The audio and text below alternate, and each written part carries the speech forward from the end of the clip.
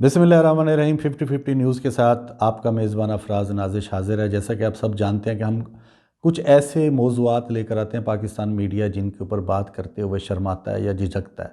हमारी कौम जानना चाहती है आज के इस बहुत अहम मौजू के ऊपर कि इसराइल को तस्लीम करने में क्या हमारी मसलियत है और ना करने में क्या नुकसान आते हैं या फ़ायदे हैं। और हम पिछले 70 साल से इसराइल के बारे में जो हमें फ़ीड किया गया, जो हमें निसाब में पढ़ाया जाता है, या जो सियासी जमातें या जो हमारे दूसरे दानिश्वर या हमारे तबके के बहुत सारे लोग ऐसे जो कि इसके बाकायदा ठेकेदार हैं, वो भी हमारी नई नस्ल को ये बताते हुए बड़े फ़ख्र से बताते हैं जी इसराइल हमारा दुश्मन है।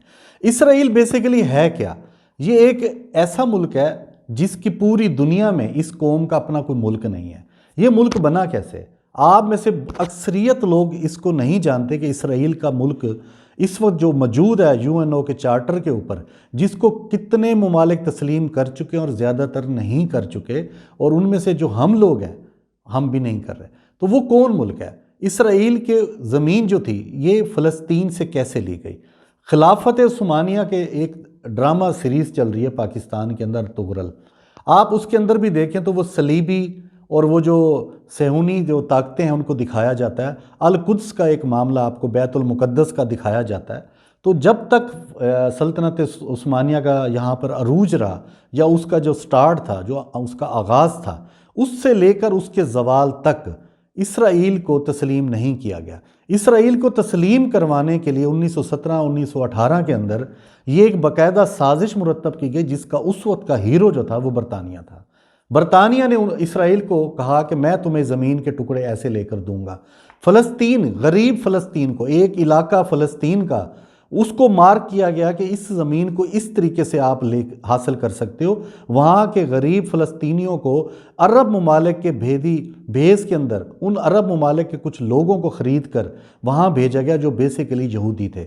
उन्होंने वहाँ जाकर फ़लस्तीन के अंदर वो महंगे दामों ज़मीनें ख़रीदी, जिसके ऊपर अक़वाम मुत्तहिदा में ये स्टैंड कर रहा है 1948 से इसराइल कि ये मेरी ज़मीन है तो मैं यहाँ पे अपना मुल्क क्यों नहीं बना सकता। आप देखा जाए तो मुसलमान हमेशा मैं भी अपने प्रोग्राम में कह चुका हूँ, तारीख़ भी इस चीज़ की गवाह है कि इसराइल जो है इसके यहाँ तक आने में, इसका ये जो किरदार आज तक 70-80 सालों में आप देख रहे हैं, तो इसके अंदर सिर्फ इसराइल का एक किरदार नहीं था। इसके अंदर बहुत सारे ऐसे मीर जाफ़र, मीर सादिक भी हैं जो अरब ममालिक के भी थे, जो हमारे दूसरे ममालिक के भी थे। उन लोगों ने इसराइल को सपोर्ट किया था, जिसकी वजह से वो अपना मुल्क बनाने में यहाँ तक कामयाब हो चुका है। आज हम जो बात कर रहे हैं, मौजू हमारा ये है कि आज इस मौजू के अंदर मेरे जो साथी हैं जिनकी माहिराना मैं राय लूँगा, उनका नाम है मेजर रिटायर्ड मोहम्मद काशिफ इस्लाम। ये एक ऐसे हमारे इदारे से मुंसलिक रहे हैं जिनका एक विज़न आप भी जानते हैं, जिनका एक मुकाम है, जिनकी एक इज़्ज़त है उस इदारे की। मैं इनसे माहिराना राय ये लूँगा कि डायलॉग करने में किस किस्म का डायलॉग होना चाहिए, करने में क्या हिचकिचाहट है, नंबर 2 इसके फ़ायदे क्या हैं, ना करने में नुकसानात क्या हैं। हमारा मुल्क और हमारा वज़ीर आज़म इस बात के ऊपर आज के दिन तक मुत्तफ़िक है कि हम सोच भी नहीं सकते इसको तस्लीम किया जाए। हम ये कहें, इनसे पूछेंगे अपने आज के अपने साथी मेहमान से कि इसको सोचना क्यों नहीं है। आप इस दुनिया में रहते हैं, आपके साथ कितने दुश्मन हैं। सबसे बड़ा दुश्मन भारत है, वो आपके लिए कितनी मुश्किलात पैदा कर रहा है। आपके दोस्त बगल में छुरी वाले मामले में आपके साथ कितने मामलात में कह के मुकर गए हैं। आप अभी रिसेंटली देख लें, एक शख्स उठता है सऊदी अरब से, आप उसको शाही प्रोटोकॉल देते हैं, वो आपके पाकिस्तान का सफ़ीर बनता है। वो बड़े बाबांग दोल कहता है कि जी आप सऊदीया के अंदर मुझे अपना पाकिस्तान का सफ़ीर समझें। वही शख्स आज पिछले 20 दिनों से आपको थ्रेट कर रहा है कि मैं आपकी इमदाद बंद करूंगा, जो मैंने इमदाद दिया मुझे वापस दें। और न जाने कितना सफारती एक प्रेशर है जो पाकिस्तान की कौम को इस वक्त सामना करना पड़ रहा है, न सिर्फ हुकूमत को बल्कि अवाम को। अवाम कैसे कि हमारे ऊपर वहाँ पे जो पाकिस्तानी काम करते हैं उनको कितनी ज़िल्लत का सामना करना पड़ रहा है। आपका मीडिया आपको ये नहीं बता रहा। आपको ये भी नहीं पता कि यूएई के अंदर, मुत्तहिदा अरब इमारात में, एक आम टैक्सी ड्राइवर से लेकर वहाँ पर कारोबार करने वाले कितने हज़ारों पाकिस्तानियों को किन मुश्किलात का दिन और रात में सामना करना पड़ता है, उनको कितनी हकारत का सामना करना पड़ता है, कितनी जलालत देखनी पड़ रही है। आपको नहीं पता। आपको नहीं पता कि इराक़ के अंदर क्या हो रहा है, आपको नहीं पता शाम में क्या हो ہو رہا ہے، آپ کو نہیں پتہ یمن میں کیا ہو رہا ہے. تو یہ وہ لوگ ہیں جو مسلمان ممالک کہلاتے ہیں. تو یہ بھی اگر آپ کے ساتھ دشمنی پہ اتر آتے ہیں، آپ ایران کے ساتھ تعلقات اپنے ماضی کے اٹھا کر دیکھ لیں، وہاں پر ایران، اس کے ساتھ بھی آپ ایک خاص طبقہ ہے جو اس کو اچھا نہیں سمجھتا، اور ایک طبقہ ہے جو کہتا ہے ایران ہمارا مسلمان اسلامی ملک ہے. اس کے کردار کو دیکھیں، 1948 کے وہ پہلا ملک تھا جو آپ کو تسلیم کرنے والا. وہ آج کے دور میں وہ وہی ملک ہے جو آپ کو اتنی پسندیدگی نہیں دیتا جتنا وہ بھارت کو دیتا ہے. تو یہ کیا وجوہات ہیں؟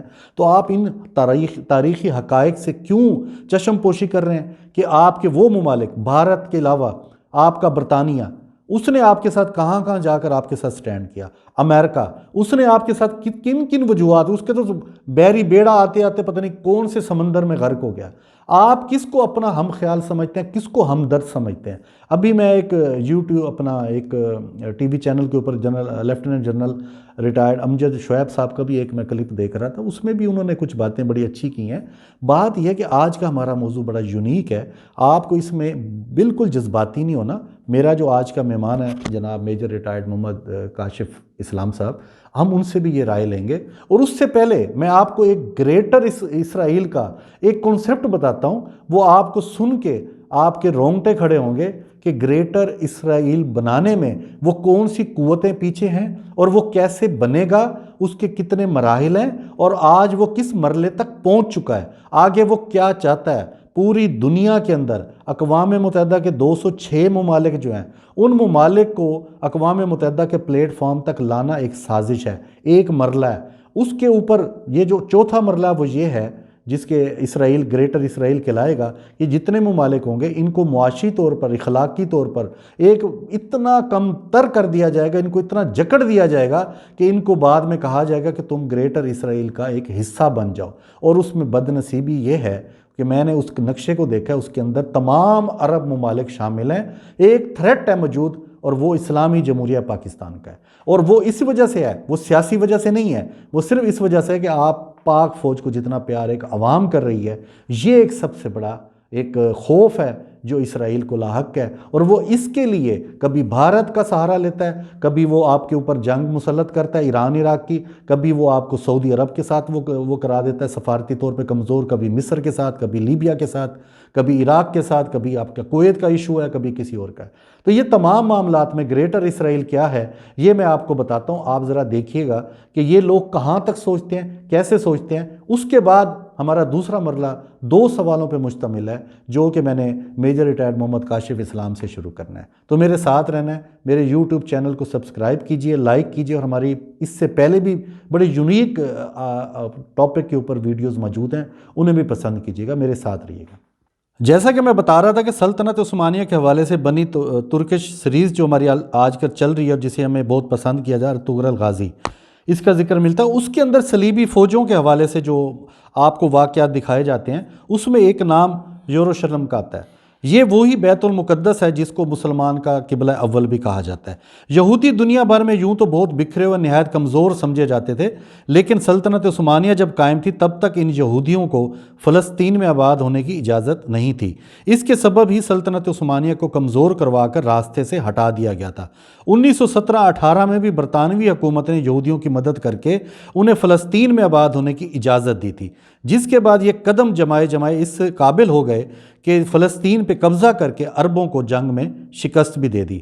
آج بھی اس جنگ میں یعنی یروشلم کی جو یہودی وہاں پر مقیم ہیں، وہ سب سے پہلے وہاں پر عیسائی اپنا حق جتلاتے تھے، مسلمان اپنا حق جتلاتے تھے. اور اس کے بعد جب انہوں نے عیسائیوں اور یہودیوں نے دیکھا کہ مسلمانوں کو اکیلے مل کے ہم کبھی بھی ان کو اوپر فتح حاصل نہیں کر سکتے، تو یہ دونوں آپس میں ایک نقطے پر اکٹھے ہو گئے کہ ہم نے مل کے مسلمانوں کو کسی طرح اس بیت المقدس سے ہٹانا ہے.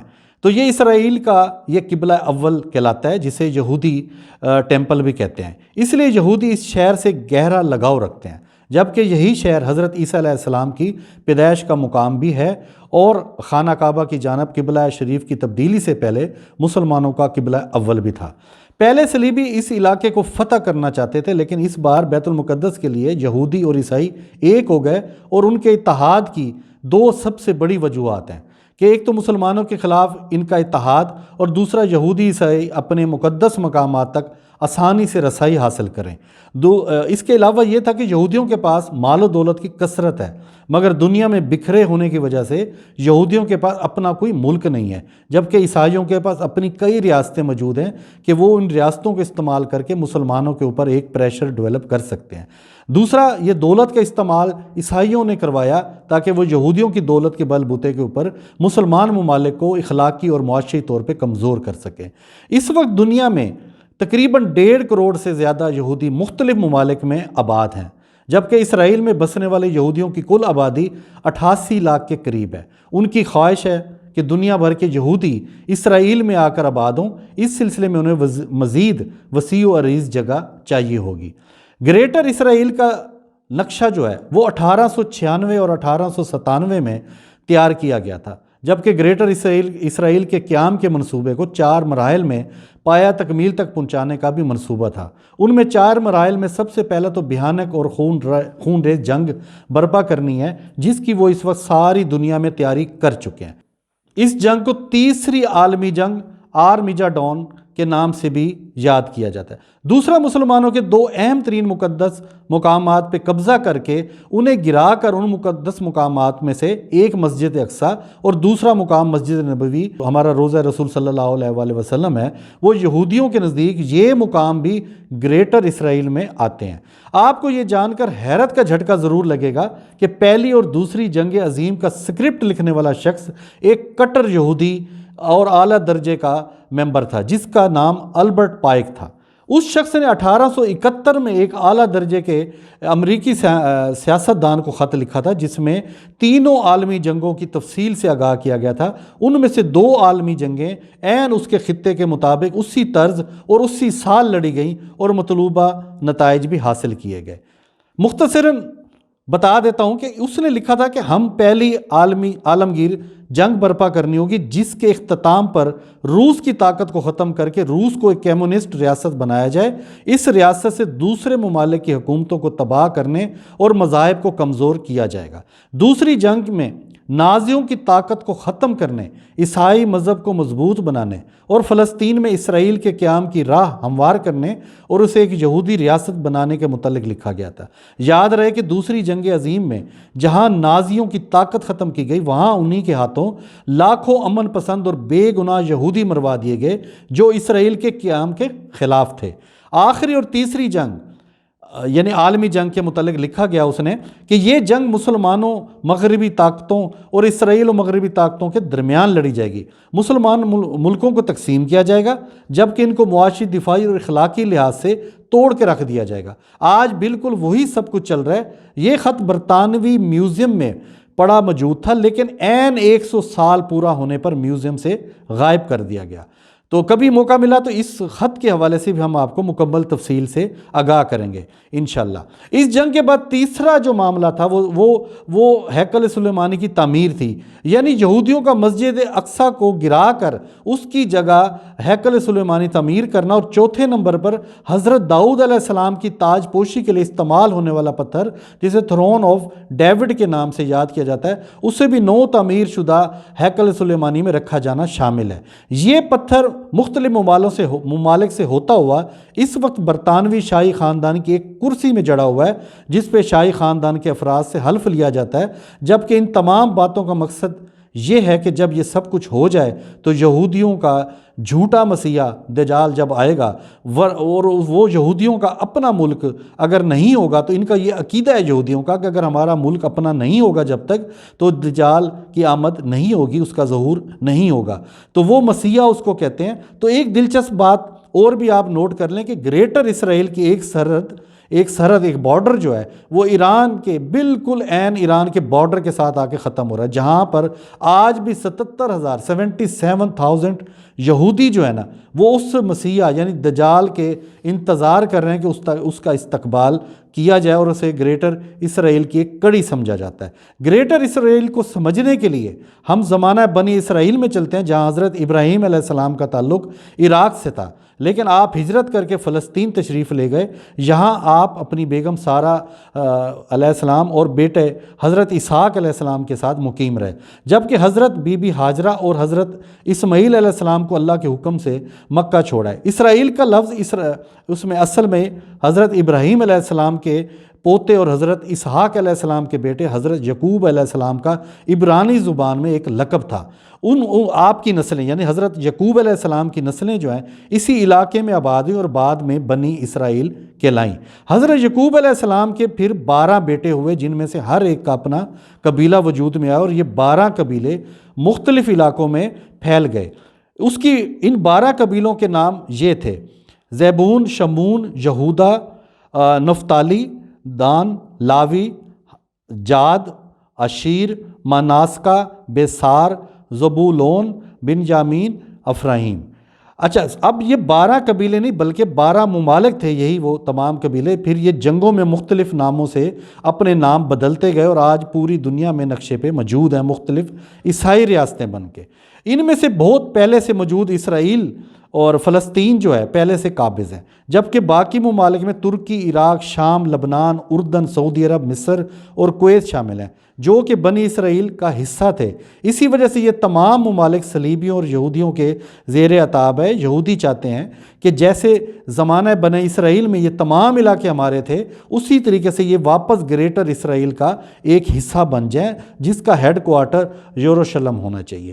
اب جتنے میں نے ممالک کے نام بتائے آپ کو، یہ سیاسی، معاشی اور دفاعی لحاظ سے اکثریت ہی ان ممالک کی یہودیوں کے ساتھ مل چکے ہیں، جس کا کچھ نے باضابطہ اعلان کیا اور کچھ ابھی اس کشمکش میں ہیں کہ ہم کب اس کے ساتھ الحاق اپنا ظاہر کریں۔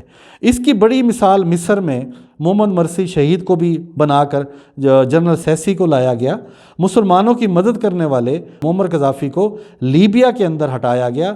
ایسے ہی دیگر ممالک کے اندر حکومت میں یہودی عمل دخل اس حد تک بڑھ گیا کہ آج مسلم ممالک کے اندر آپ کو یہودی اثر زیادہ نظر آئے گا۔ کہتے ہیں کہ دنیا میں علاج پہلے آتا ہے، بیماری بعد میں آتی ہے۔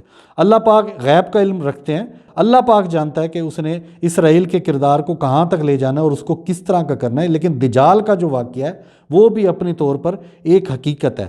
پاکستان ایک واحد اسلامی ملک ہے جس نے بوسنیا، فلسطین، عربوں، چیچنیا، افغانستان اور باقی مسلم ممالک کی ہمیشہ مدد کی اور اس کے لیے جنگیں بھی لڑی، جس کی ابھی آذربائیجان کی ایک تازہ لڑائی بھی ہماری آنکھوں کے سامنے ہے۔ وہاں پر پاکستان نے ترکی کے ساتھ مل کر کس طرح اپنا رول ادا کیا۔